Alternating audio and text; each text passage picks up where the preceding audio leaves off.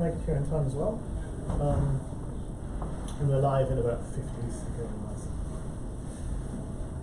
Yeah, feel free to grab chips or any of the other stuff. If you're vegan or vegetarian, I can totally make that happen as well if none of this suits you. And yeah, grab a drink from outside if you want. Bathrooms are down the hall on the right. And with that, I will hand over to the guys to present. I'll get out of the way. Should it start? Yeah, by all means, go for it. Yeah. The stage is yours. So, And I think Chris is online. Hi. hi everyone. So, once again, I'm Dennis. I'm a PhD student at If I MIT. may just quickly, Yeah. I think, if that is you, Chris, questions should pop up on my screen where I'm checking the webcast feed from. So I don't have to be on YouTube, don't have to be on my machine. If you have any questions or want to interrupt, just feel free to send them in the chat and I should see them. Thanks. Okay. So, I'm doing PhD at RMIT, and here's my project, which is modern speech acquisition via goal-directed melodic-based reinforcement learning. So, sounds quite complex, but let's try to simplify things and just go ahead.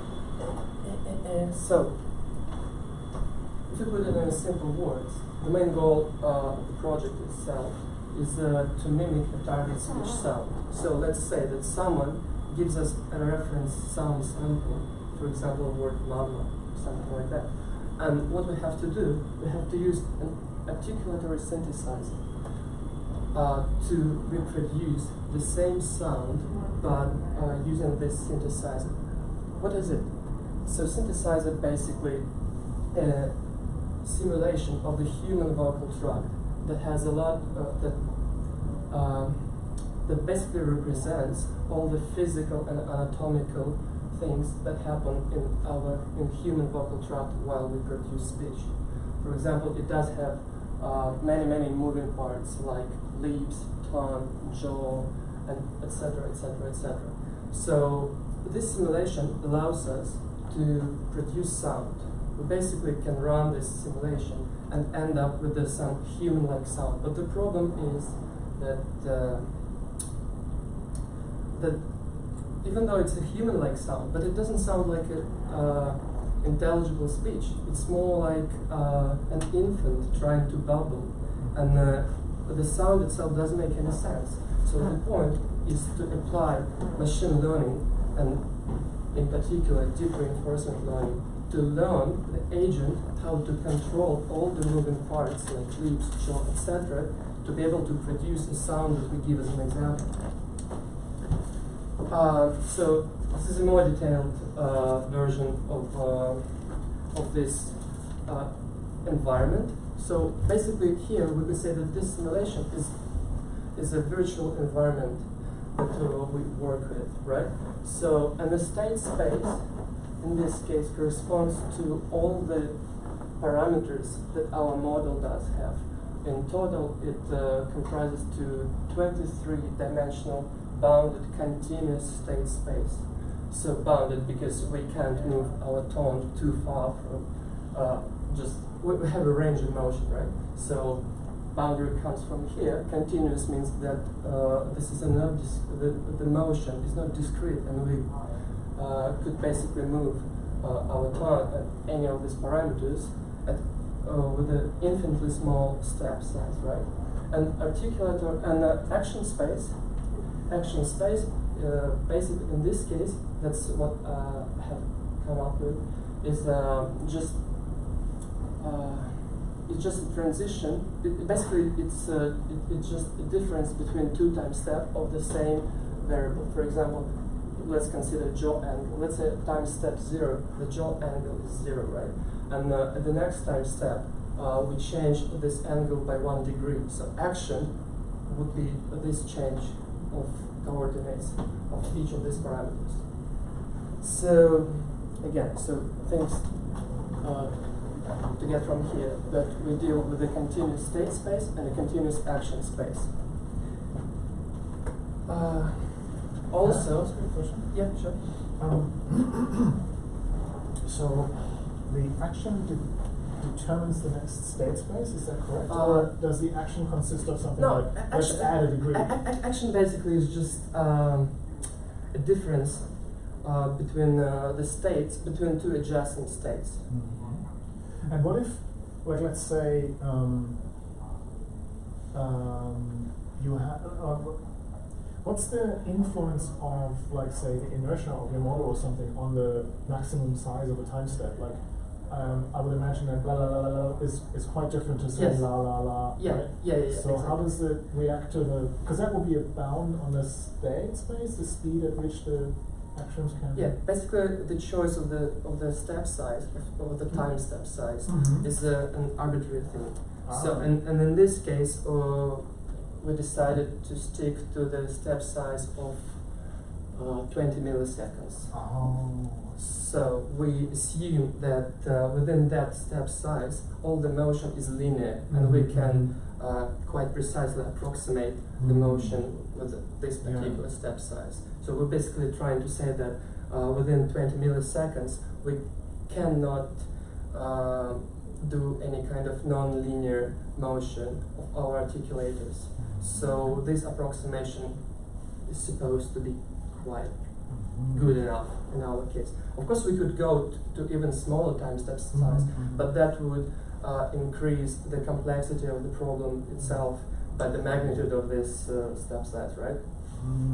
By how much we reduce the step size. Yeah. So, for example, let's say right now, to output 1 second of audio, we need to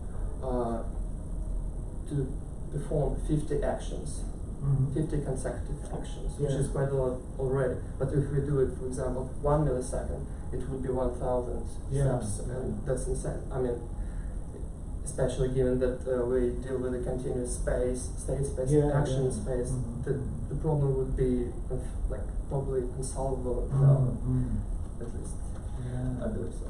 On that note, actually, is it difficult to use like adaptive? Like you don't have like fixed step size, but you always detect where the sound or stop, like when like the silent point.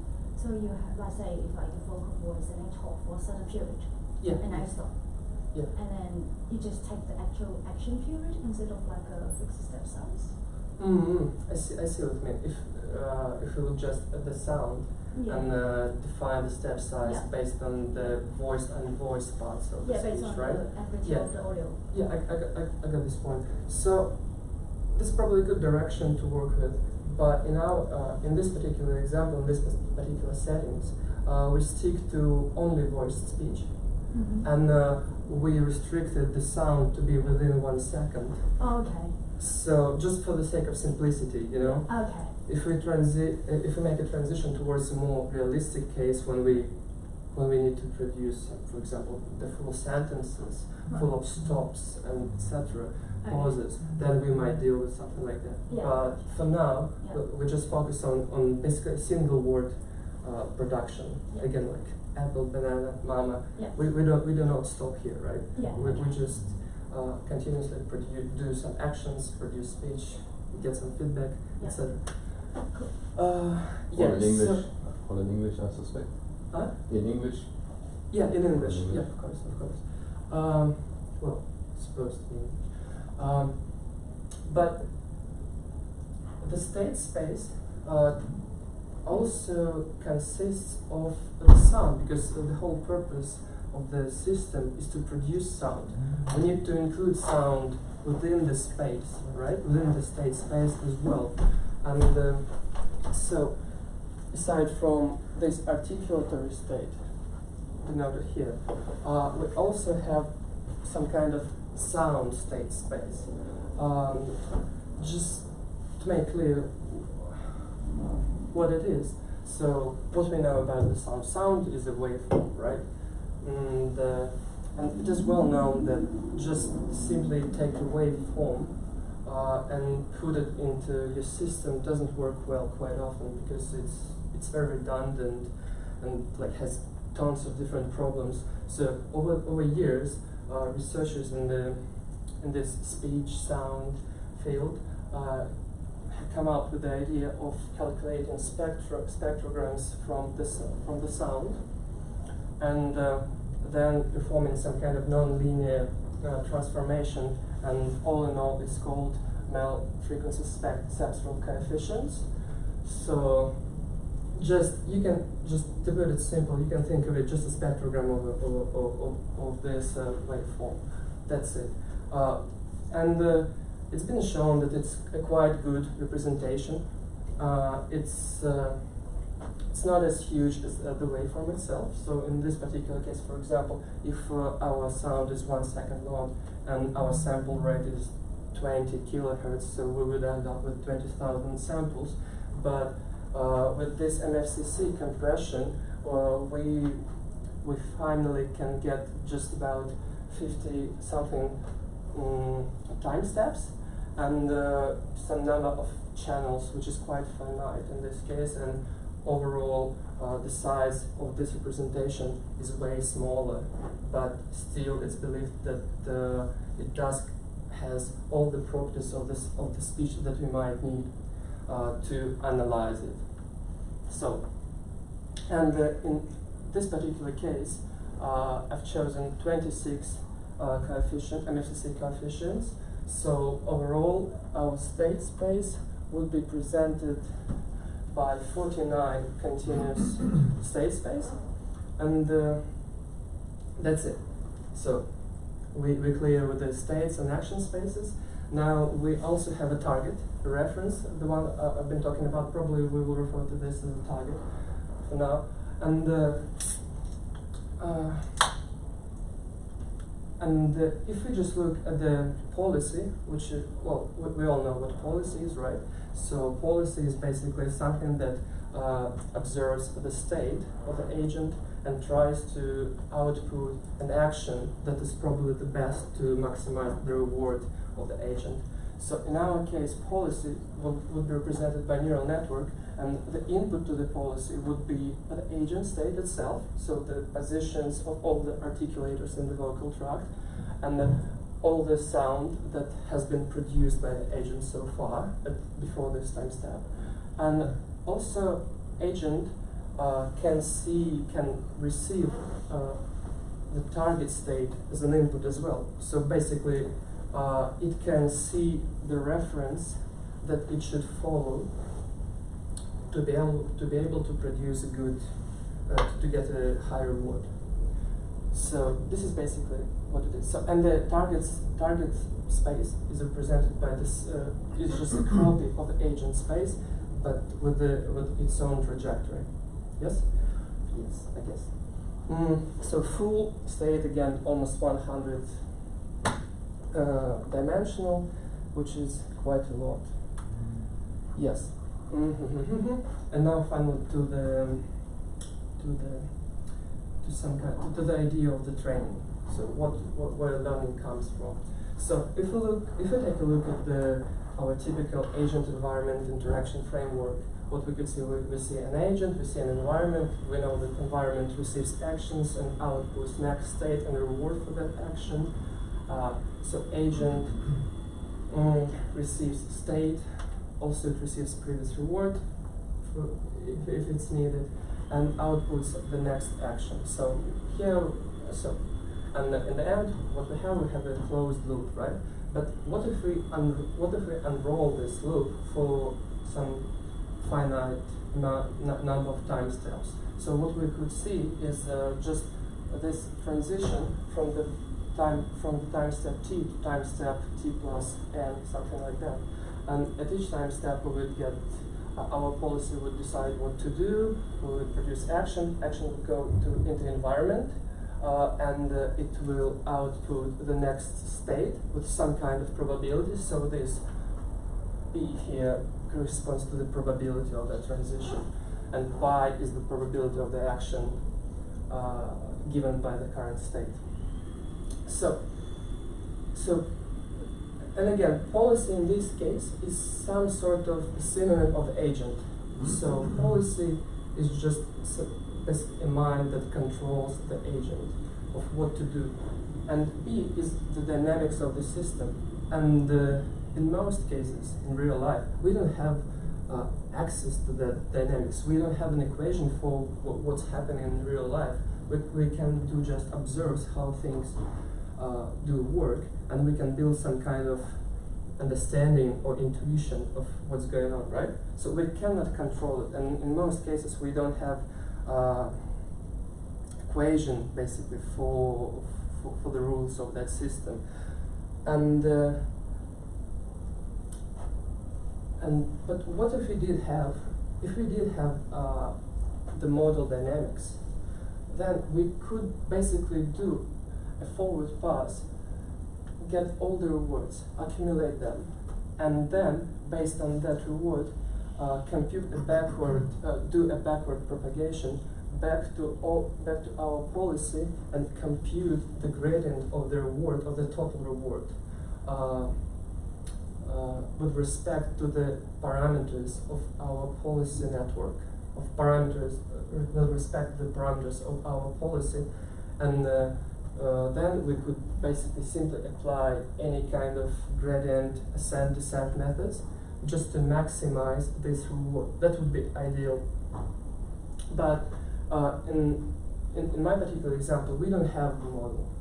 We don't have true model dynamics. We need to estimate it, and that's basically what people do when what we do in this algorithm. It's called PILCO. It's quite basic, probably one of the very simplest methods, algorithms for model-based reinforcement learning.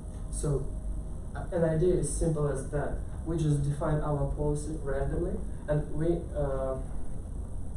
execute the system. We produce actions. We just collect data. We just collect data, and what we do then we try to estimate the dynamics of the model, right? So we basically learn it. And in my project, it's again a neural net, but it's different from the policy. And what it does learn this mapping from state action space to the next state, with the reward as well. And okay, so, and after that, we can use this learned model dynamics and evaluate our policy where there are no unknowns anymore. And we simply can optimize the policy with the simple gradient descent ascent method. This is quite simple, right? The only problem is to estimate model dynamics in the right way, because practice shows that this is the most difficult, the trickiest part of it. And this is that's basically my algorithm. So here, what's different from the PILCO? Unlike PILCO, I try to make use of the replay buffer. So but the main steps are the same. Again, here we perform a rollout, so we collect data, we fix our policy, we fix our model dynamics, and we just interact with the environment and collect new data. After that, we try to update our model dynamics based on that data collected from the step before, with just simple supervised, within just simple supervised fashion. Just compute, for example, mean squared error between its prediction and the true next state, update, and hope that the model dynamics is now a little bit more better than previously. And after that, we update our policy, but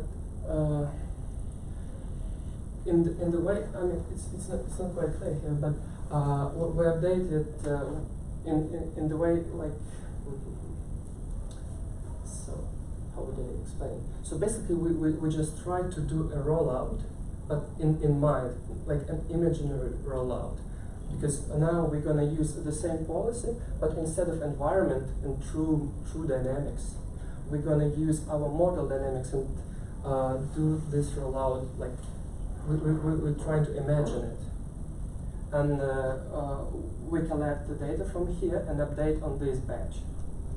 can it be thought as like a synthetic data? Yes, exactly. Which hopefully reflects, which hopefully matches the distribution with the real one.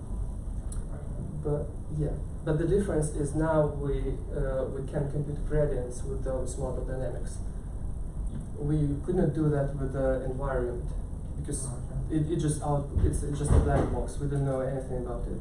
But with the model dynamics we could, and that's the whole point of this thing. So how does it fit into this policy gradient and the actor critic? So is it? No, it's completely different. It's completely different. Okay. So if you think about the policy gradient methods and the value all the value methods, these are just some kind of tricks how to deal with the case when we don't know what's happening with the environment. But if we have access, if we can build the full computational graph, why would we even need to do these kind of things? Okay. So it's like replacing the value component with the environment model? So, yeah. And as a result of, and again, the word in this case is score.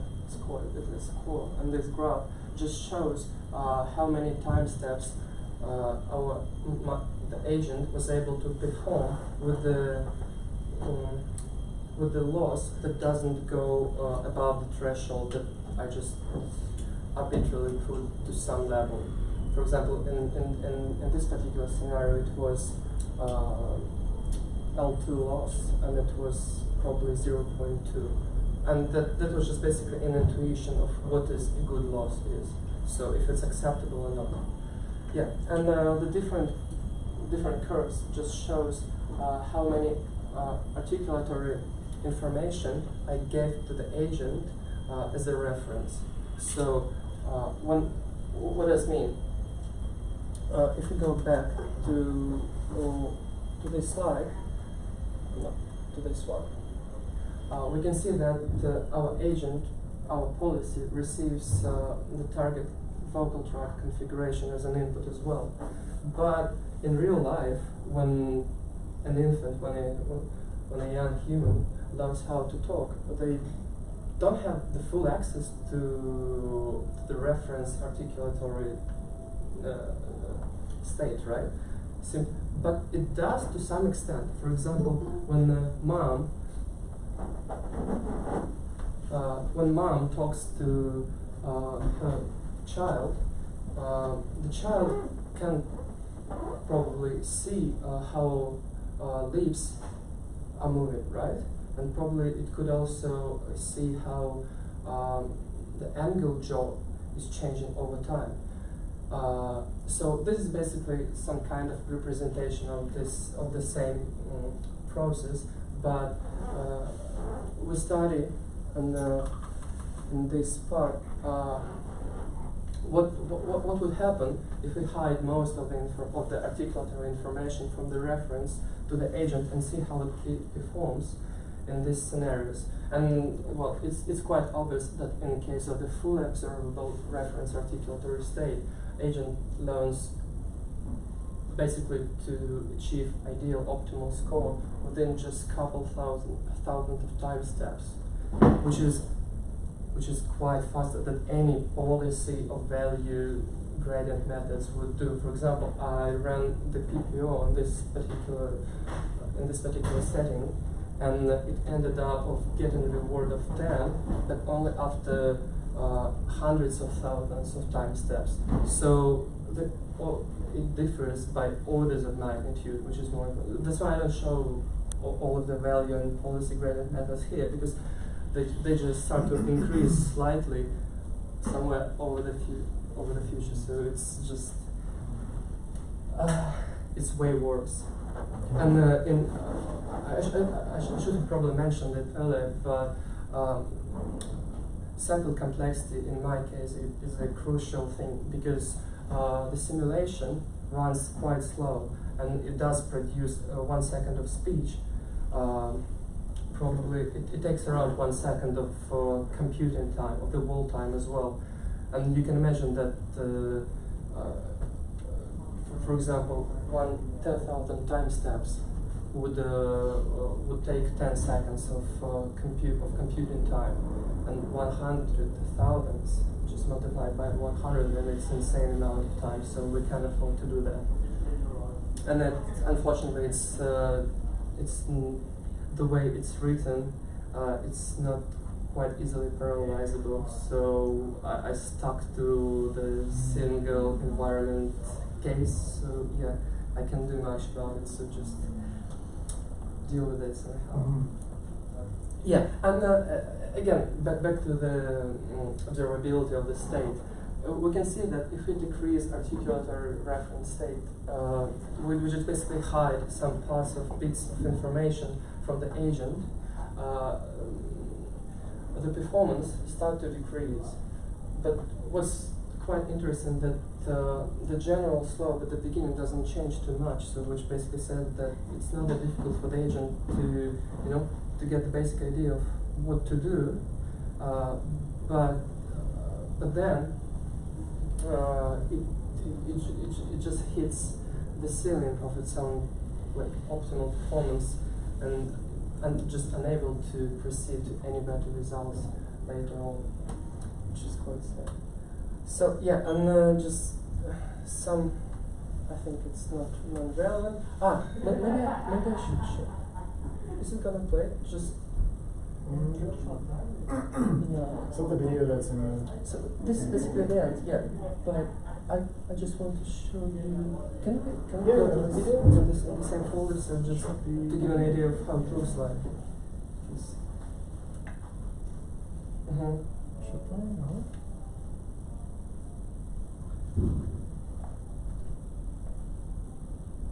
Yeah, it goes quite quickly, so I'll pause maybe a couple of times and just explain what things are.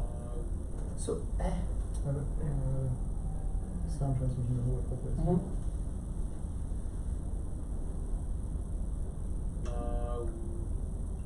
So yeah, this one on the left. Just a second before you hear the reference. So this is a simple transition between I and U. So the sound, the reference sound was just as simple as that. Nothing difficult so far. And here we can see how the agent learns over time. So on top we see the iteration of the training. On the left we see the ideal, the reference, and on the right we see how pathetic the first glance of the agent were, right? And so let's see over time how it does.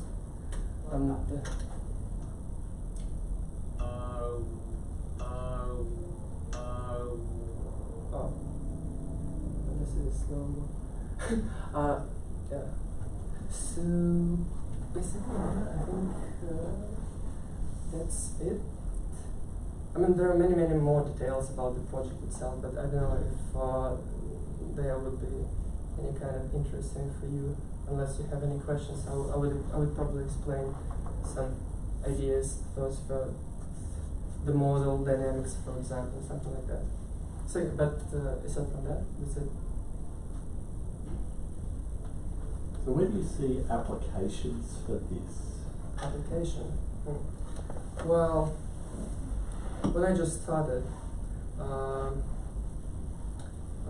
there was Google has published the works with the translatron and any modern and all the modern techniques that they use now. So at the very beginning, there was a big hope that we could use this thing as a as a speech production model that can adapt to different voice styles. Because you can see here that we can change this simulation with respect to any anatomical configuration that you could see. So we basically could model a child, a male, a woman with very different voice styles.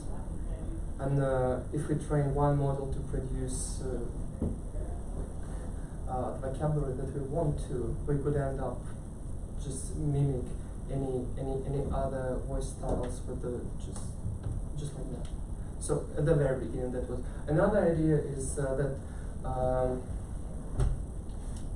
we could also study the process of learning how to speak by human with this kind of thing, because the simulation seems to be quite accurate in terms of the physics and how it does simulate the real life. I mean, the process of speaking in real life. We could study the process of learning. So at the very beginning, and this is basically an imitation, some kind of imitation of the very first stage when we learn how to speak. So this AU basically, for example, this reference sound AU reflects what are the very first attempts of the child to speak. So that's how we start to talk, right? We do some kind of AU, ABA, AMU, AMA. So just this short, quite primitive syllables I used to then build up the speaking skill. So yeah, but aside from that, I don't know any. It's just interesting. Yeah. So it's fun for the sake of it. Would you imagine some kind of prosthesis work or something like that with it? Are there cases where people have lost particular parts of their body, and then the same way that we're basically directing a lot of our nervous impulses to hands and Yeah. I see what you mean. Well, honestly, I didn't see any examples of this prosthetic studies with respect to the human vocal tract. So yeah, but that would be interesting too if it could be possible. But I'm not aware of any successful attempts at least. So yeah. You guys hear me? Yeah, okay. Thanks, that was really cool. I missed the first bit. I think about maybe the first 5-10 minutes. But so are you creating like a sort of an actual physical model of the acoustics of the sound? Yes. Yeah. Well, I'm not creating it. I'm given this model. So I just borrowed it from some outstanding German scientist who created this simulation, but unfortunately his simulation does not include any kind of production models. Just that doesn't control how to speak what we want to speak. It just does simulate the physical process behind it. So yeah. Yeah, right. That was really cool. And then so what your thing is learning is the shape of that sort of prosthetic model. Is that right? Yeah. Wow, that's really cool. Has anyone looked at, so you like, let's say you wanted to learn how a dog barks, you'd need a similar model for a dog. Well, yeah. Yeah. So there's no way that you could, because I may have misunderstood what your system's learning, but there's no way that you could apply this to a dog and learn the dynamics of a dog barking. You would need some kind of feedback that shows you what's going on inside the dog. Well,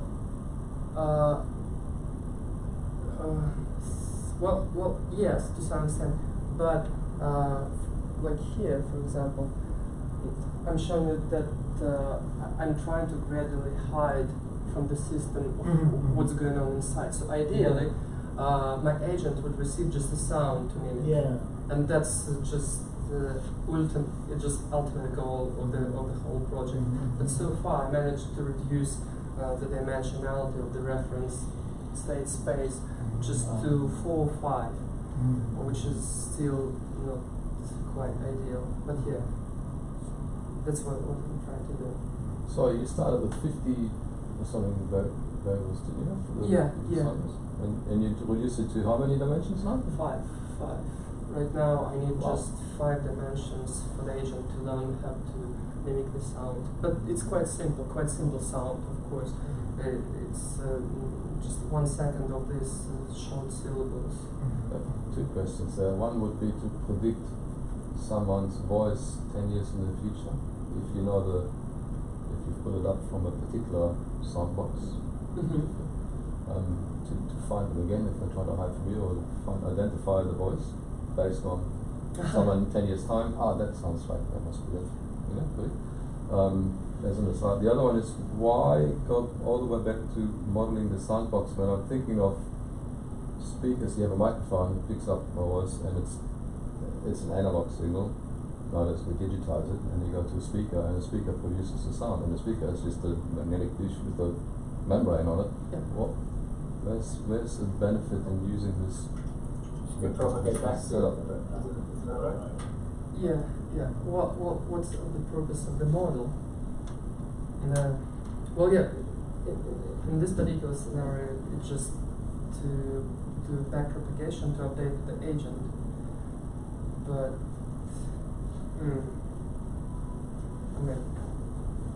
I don't quite follow the question, honestly. Like, why do we need Well, why not just model the speaker? the speaker? The stereo speaker, not mono speaker. Why just not model that? You have the input coming in and you try to model. The signals are there. Is it because it's already been sterilized, the signal? It's not as clear. Well,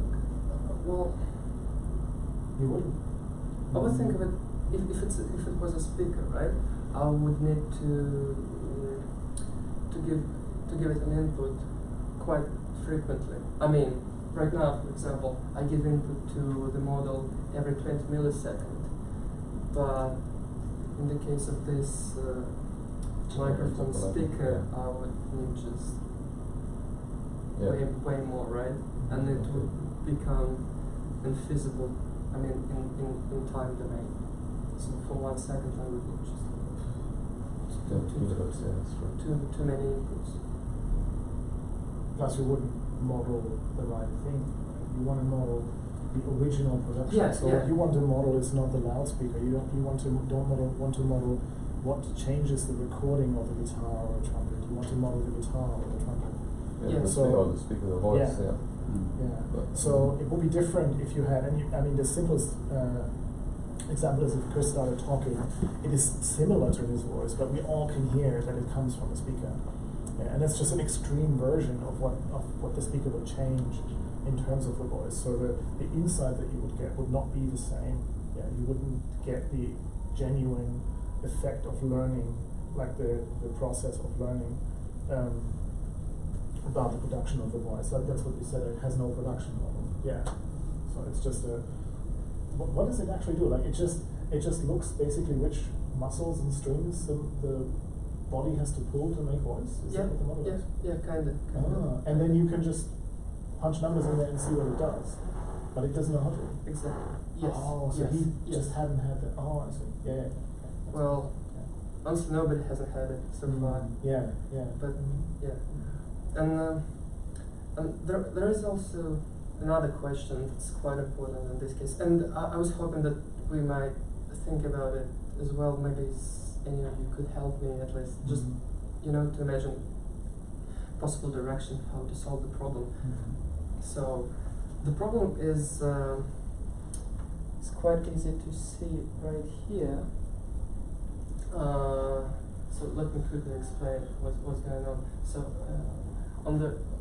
here in this column we can see reference acoustics. So just recall those MFCC's pictures from the very beginning. These are just the same.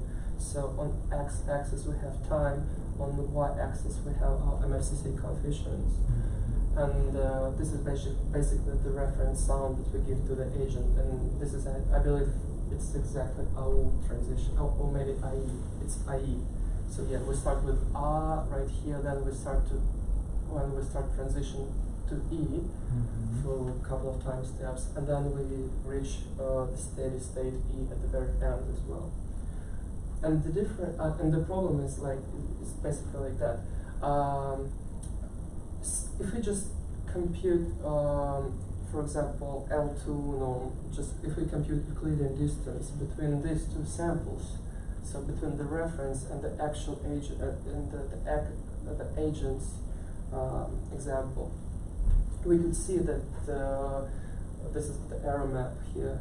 This is quite huge, but if you would be able to listen to these two samples, you wouldn't be able to see any difference. Honestly, this is the difference is so subtle, so insignificant that the human ear just can't catch it up. But this objective, this metric, seems to be quite how do you say, sensitive to those changes that are not significant to our own perception.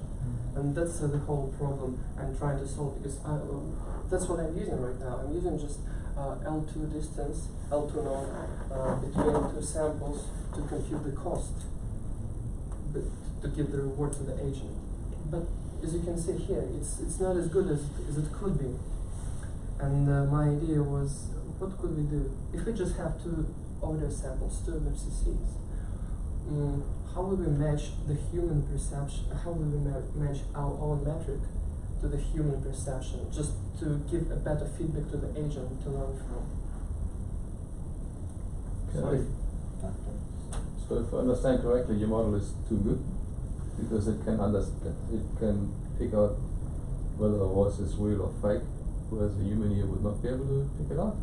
So there might be some application for that. No. It's not like that. It's too penibel. Yeah, but it's the same thing, isn't it? Not quite. The error metric is too sensitive, right? So you're correcting when you don't have to anymore. Yes, so exactly. Yeah, exactly. So you want some kind of coarser loss function, if you will, but not something that makes it like bad. Yeah. Yeah. Sort of like an early stopping loss kind of thing. Yeah. It sounds like you want to deliberately introduce some error of fuzzy logic, like I did with the trucks that we attended to when they were first self-driving trucks that were too accurate. They drove a roof into the mine site because they were too so exact that they had to give it a bit of random error so that they wouldn't drive always in the same millimeter spot, so the tires wouldn't. So they gave it deliberately a bit of error so that they mimic a driver, a human driver, as opposed to making train tracks into the mine site and causing issues there. Have you tried to convert it back to audio instead of using MFCC when you No, I haven't tried to do that, but I'm not sure whether that. Because the issue, if I understand this correctly, the issue is that you don't know how much error to allow for, right? So you don't have a human baseline. Yeah. So I don't have any threshold for the can error. you, like a really dumb, idea? Can you put an Alexa next to it, right? And just see how much Alexa understands. That was basically my intuition. A transcription kind of thing. Just plug in automatic speech recognition system. Yeah, because do what Shane suggested, and then try to transcribe it on the other side, and use some kind of human-like thing. So either what's the word? Mechanical Turk is. Give them make a double blind study, give people the two sounds and say, are they the same or not? I was going to say, Amazon have that. So yeah. If you could problem the term, when I first heard it, I was like, being on a cultural background, it's like, what? Yeah, correctly or not? The thing is because for the transcribing thing, it's like you transcribe word, but at the moment it's just sound. It's like a syllable, alphabet, Phonemes. Yeah. So I'm not sure whether that part could actually have the. No, it's completely okay. I did train my own neural net just to recognize those phonemes, and it works quite right. Okay. But there was another problem. I think that just a couple of days ago, I got an idea that might be quite good, but I don't know how to train the net right now. So basically, when we talk, what kind of feedback do we get, and what's important for us? For example, let's say we want to say mom again, right? Let's imagine that we already did say ma so far. So what kind of feedback should go back to our mind in this case? I was thinking maybe we're just constantly checking for the sound to be the prefix of the target word. Isn't it like that? For example, we expect words, and that's often how we misunderstand people, because it's completely don't expect the sentence that we receive, and then we misinterpret what we hear. Yeah. The way that I put it to my wife is, I'm sorry, I can't make a sentence out of the sounds that you just made, pretty much. Yeah. So, and then she says, "Oh, I married a data scientist." Yeah, but when it's someone else talking to us, we do classify what they're saying. Mm-hmm. But when we do produce sound by ourselves, we classify it, or do we do some kind of a binary classification? Don't we just measure if the sound that we just produce is just belongs to the label what we want to want it to be? I'm pretty sure we do, because remember this. There's this. Maybe it's an internet hoax. I've never actually seen one, but there's supposedly this speech garble gun that feeds. It's a extremely directional microphone on a dish that has a loudspeaker underneath, which feeds back your own voice to you in phase reverse, so that it completely distorts and mixes up what you hear yourself say. And it's supposed to stop people talking. Like supposedly, I've never seen the effect, except for on YouTube, which is of course real, right? So. Could be that this is a real thing, and we do actually have like some kind of feedback mechanism that checks what comes out of our mouth is actually what we intend to say. Yeah, I would think so. So, and my question basically right now is, I want to try to implement this kind of binary classification neural net that would predict whether this sound is a prefix. So let me put it here. So let's say that that's gonna be our neural net that will give us some kind of error. So it will receive an input of this MFCC sound, for example, right here. So MFCCs, and also I expect it to receive some sort of tag of the word that we want to produce. For example, again, our mama word, right? So. And this could be, for example, one hot coding of the vocabulary that our agent should have, right? And what it should output, I believe, is just some kind of probability. Not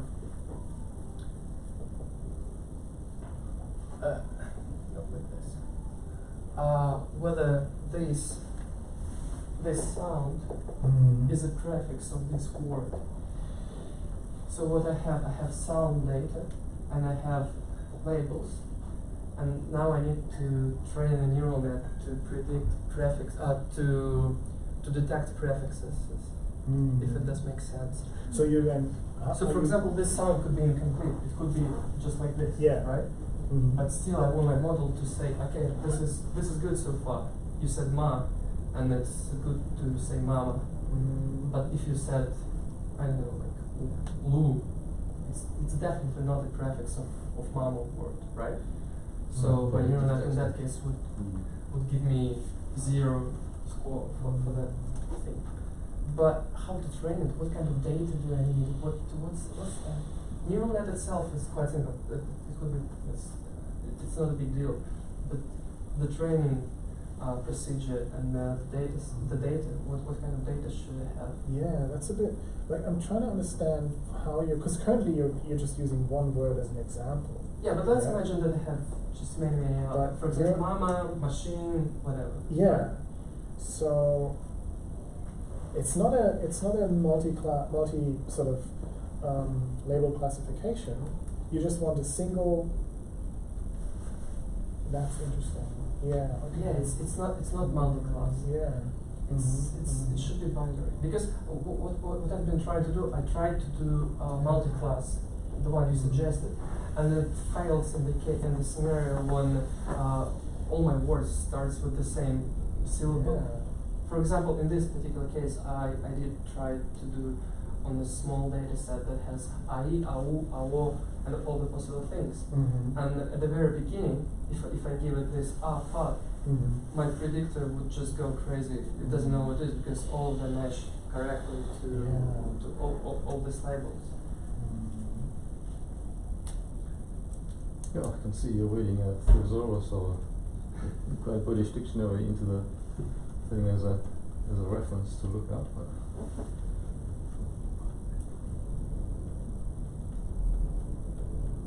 So yeah, and for example, if I had just a data set, and it's corresponding labels to that data set, but I don't know prefixes, so I could just, for example, really dumb way to do this kind of stuff, just to randomly pick the prefix out of the word out of the sound sample, and feed it to a neural net, and feed the true label to that neural net. But then and then my neural net should predict one. But it's gonna happen all the time because I feed those prefixes, true prefixes. I need some negative examples. And how do I get them? Because you haven't produced them yet, so to speak. Yeah. Right? Yeah.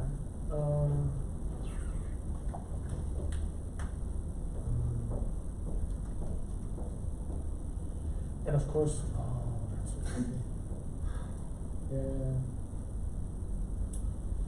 I feel like I have the exact same problem with my current data set. I was like, as soon as I know the page number, I can do all the things, and I need to detect the page to get the page number, and it's like, that's can't do it. Yeah. It's the same thing. Yeah.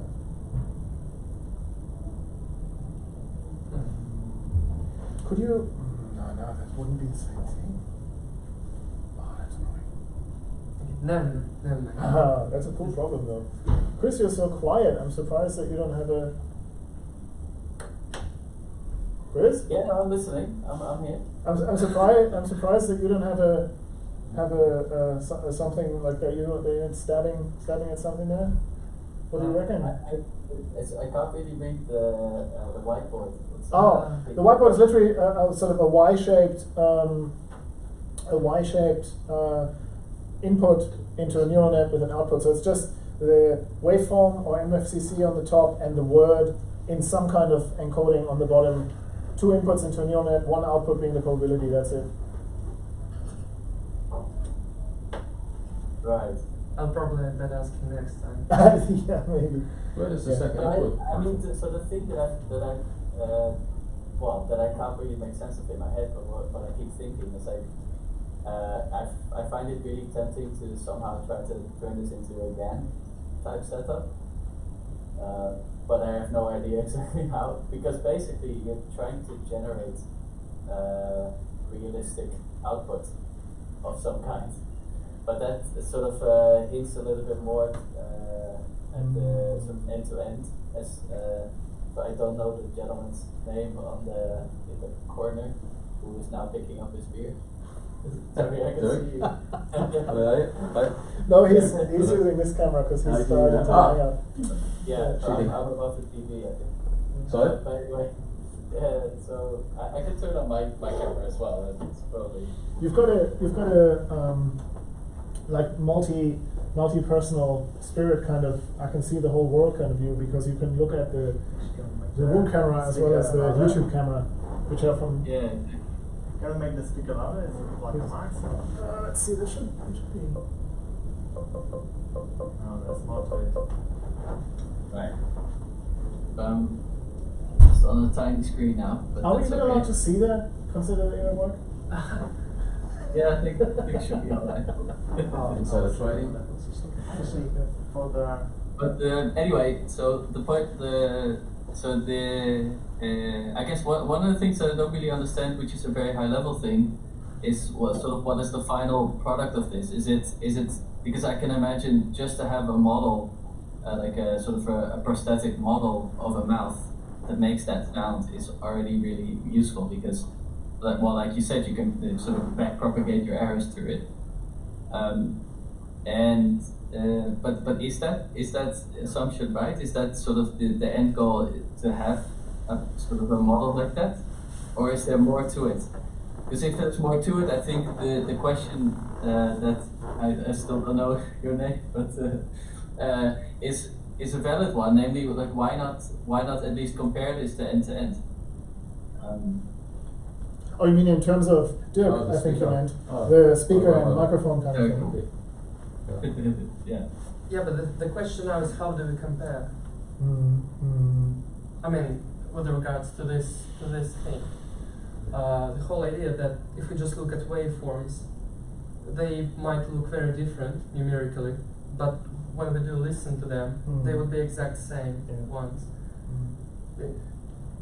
Even if we look at MFCCs, gonna happen the same thing. For example, even consider two samples when in one case the voice onset would be slightly shifted by a couple of milliseconds, but the transition and everything else is the same. So this time invariance, this time variance could gonna give us a huge error. But even in this case, So actually, that's like a very simple idea, but wouldn't it like scale it in a time domain help? So like Yeah. making sound the 1 second to be 1.1 or 1.9? yeah. That was an example with the time shifting, right? Right. And in that case, we could find some kind of, we could do signal processing. We could find a synchronization point, for example, and then match two samples and give it a go. It would be great. But then again, what if this shifting? What if it's not What if this transformation is not linear? What if it's Okay. what we're gonna do with that? We still have completely different MFCCs waveforms, but So for each sound, they sound similar. That means the MCC spectrum has similar shape. they do look quite similar. Yeah. But it just when you compare them like pixel by pixel, Yeah. it's very sensitive, right? Yes. What if you just do some image processing, like just like get the shape, or to get the shape. instead of like getting every pixel value or a contour or some Yeah. sort of like Yeah. shaping thing, would that? That's what I was thinking in terms of like the GANs. It's like that, because in GANs you would have exactly the same problem. If you look at the two output images, if you look at two output images, they can differ a lot if you just look at the pixel by pixel values.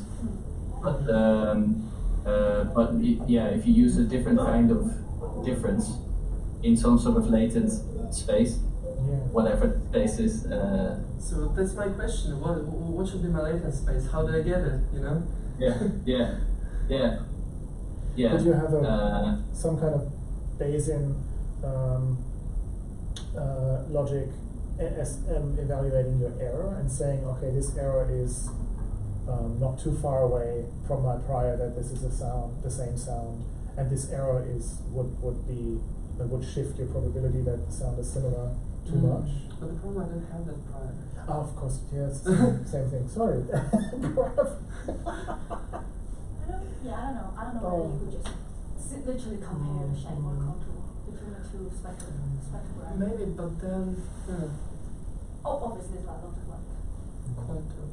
researching. The question will be, I guess, how much do you feed? How do you feed that error back, and how is it precise enough when you start learning? Yeah. So you want something that is good enough and detailed enough to direct you well enough when you start, and they're completely different, Mm-hmm. and then is forgiving when you reach a high level. And then another thing that this error should be dense. So I cannot just take the full sentence, the full sample, feed it to my neural net, get error, and do backprobe, because in that scenario my reward would be sparse, and we're not gonna. I mean, I don't want to deal with the sparse rewards with my environment. It's gonna ruin the whole thing. so by dense you mean that every Every time step, at every every time time step, step I has should a- give some kind of Yeah. gradually Yeah. changing error. So And if it was just a Can contour, there wouldn't be you- much change. Yeah. So in terms of like a GAN time setup, would you be able to maybe like add noise and then see if the discriminator detects it? So you Or- suggest just to train again on those MFCCs, right?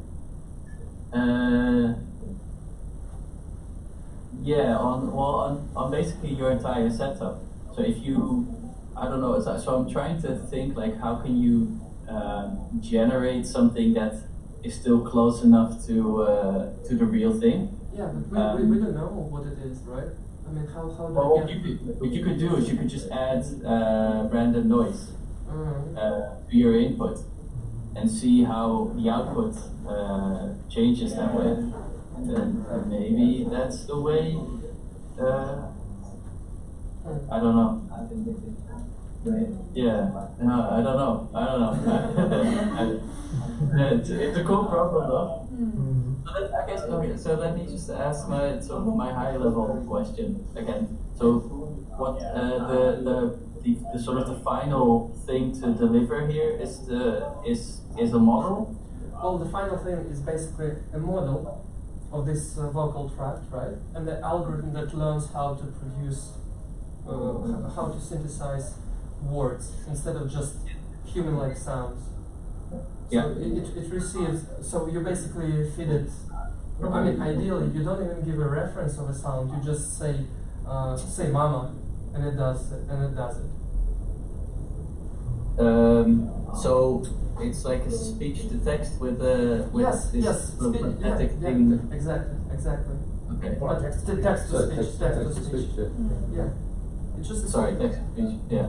And your problem is to learn from speech first. Learn from speech to text so that you Yeah. can do text to speech. Well, no, not from Over that. speech to text. No, it's not a problem. Because you're learning your input is the voice shape. The sound shape, isn't it? Mm-hmm. Yeah, full circle. But I learn kind of voice to voice, like. Where do you get yeah. the original MFCCs for the sounds that you know? Like, how do you Yeah. know? These particular ones, so Well, how are they generated? there are different methods and models of how the speech production is ruled by some rules. So you just arbitrary model that does this kind of stuff for this particular thing, for this particular vocal tract system. So, and it just basically, well, in a sense, it's just a map. It's just a dictionary of all the possible phonemes and all the configurations of the vocal tract between them. But no, it doesn't. It's not great. So basically. So it's trying to be a hard-coded version of Yeah, what you're trying to learn. it's just a hard-coded thing. Yeah. So basically. So you're not even sure whether that's all that correct, actually. No, not really. Oh, so you don't really have the top input. That doesn't really. Well, I do have kind of, because it sounds like okay-ish. Oh, so by human comparison, it's okay enough, but Yeah. it's, all right. Oh, yeah, okay. Yeah. It's so basically, if you were teaching to try and abstracize this to a different domain, if you were trying to teach your system to draw paintings, Yes. you've got a whole bunch of paintings by Leonardo da Vinci, which is good enough, but it just so happens that if this thing learned everything exactly the way that did, it would just paint exactly like Leonardo. Yes. Yeah, okay. But that's good enough, I suppose. It doesn't have to be Yes, super exactly, general exactly, stuff. exactly, Yeah, exactly. okay.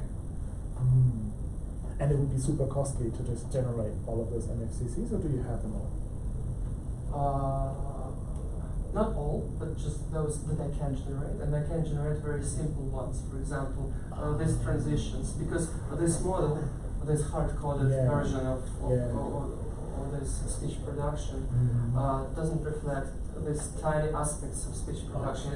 All we can do is just basically do these transitions between vowels. Yeah. Just A, something like that. Yeah. Anything more complex just fails and doesn't sound like a human at all. So it, them, they, short words still doesn't work.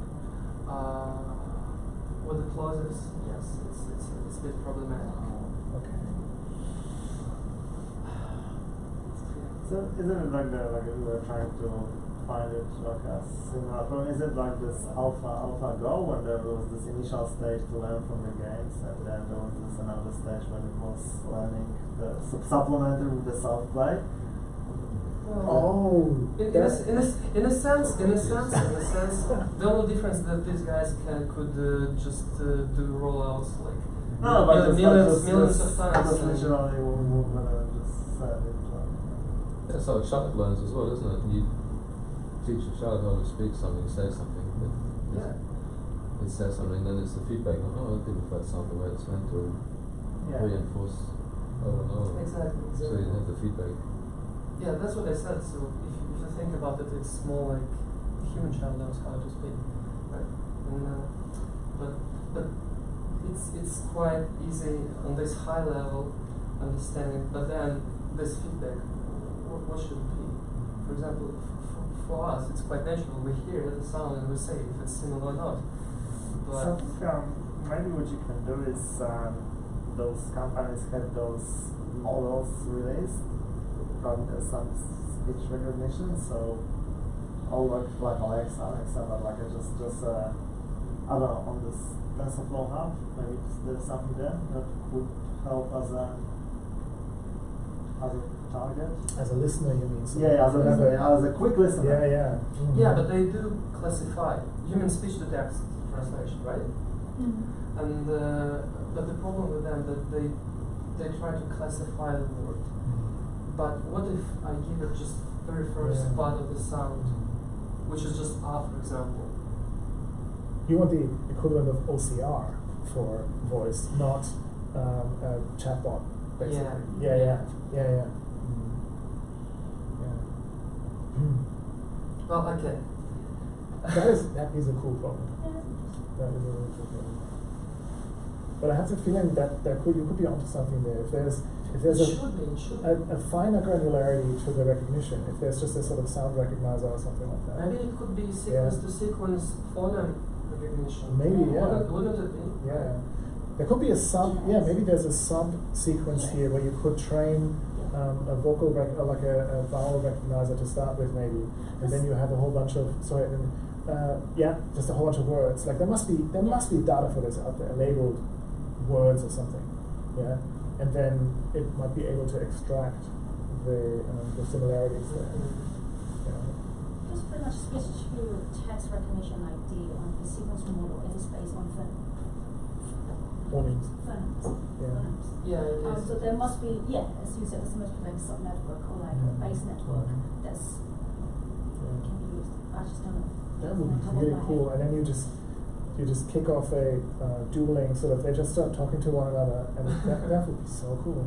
See, it would be interesting to see what it learns to say or how it learns to speak. Like how similar it is to we speak when if it learned without any sort of human. That would be really interesting. Yeah, as a digression, there's video like the two Alexas with different accents, and they argue like how to pronounce certain words. Yeah. So the problem that it sounds like the main issue that you're sort of working on now is trying to make the not discriminator, but sort of this L2 loss that you have. Yeah. That a little bit too how do you call it? Pedantic. In a sense, yeah. And then so, but it seems to me that the people who do the end-to-end text-to-speech would have had exactly the same problem, right? No. Look, with the text-to-speech. Or well, this is how do you? Isn't there with text-to-speech you have like a pre-recorded database of words, and then you just add like link them together in a good way? I have no idea how people do it actually. I know very little about it. Same. I think this is like the announcement systems on a train station or in a train. It looks like a pre-recorded database of words, and then you just play them together. Well, it used to be like that. Yeah, but it's Yeah, but nowadays it's evolved not anymore. it's evolved a lot since then. How they do it, I don't know, but it's got a lot better. Yeah. So I have if we did that, then your system would learn probably similarly to Leonardo as before. It would learn a particular way of talking. So not just like the dude on the tram, it would say, always remember to hold on. Yeah, but my L2 loss basically tries to push my agent to exactly match the reference, which is not what I want. I want to be able to tell it like Yeah. Can you clip it?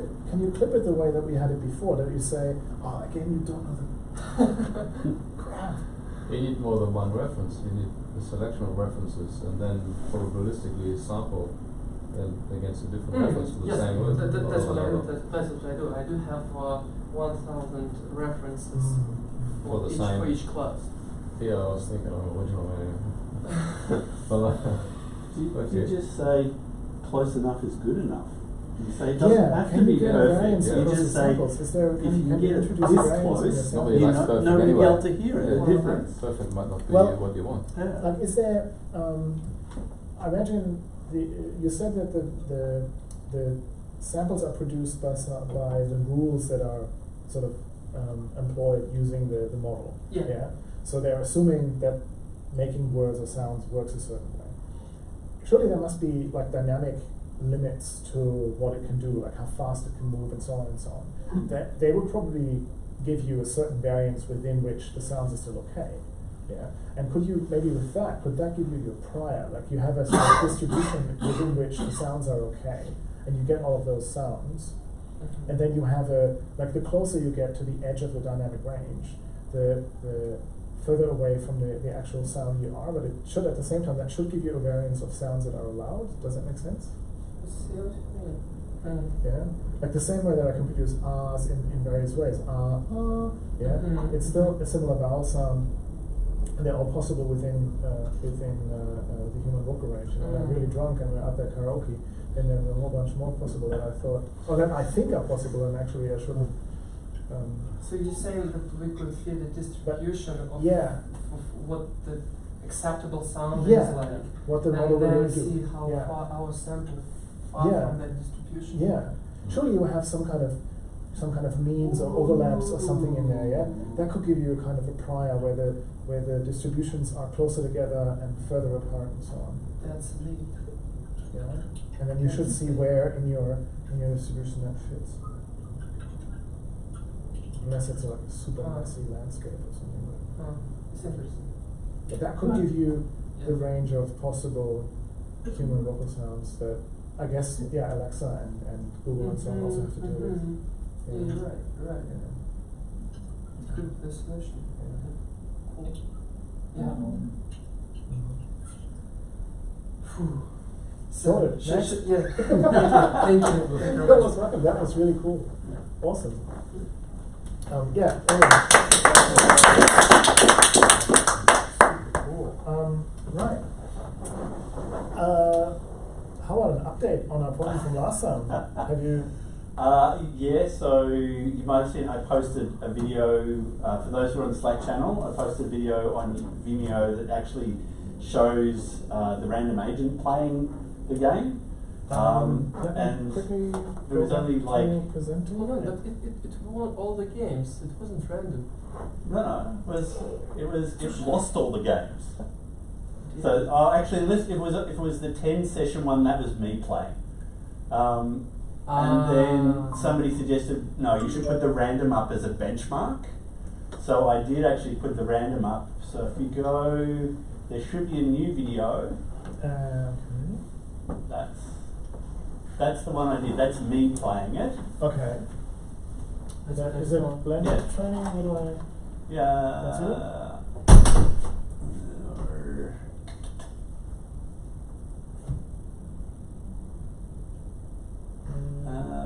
It hasn't gone up for some reason. I uploaded it this morning and it's not playing, not doing it properly.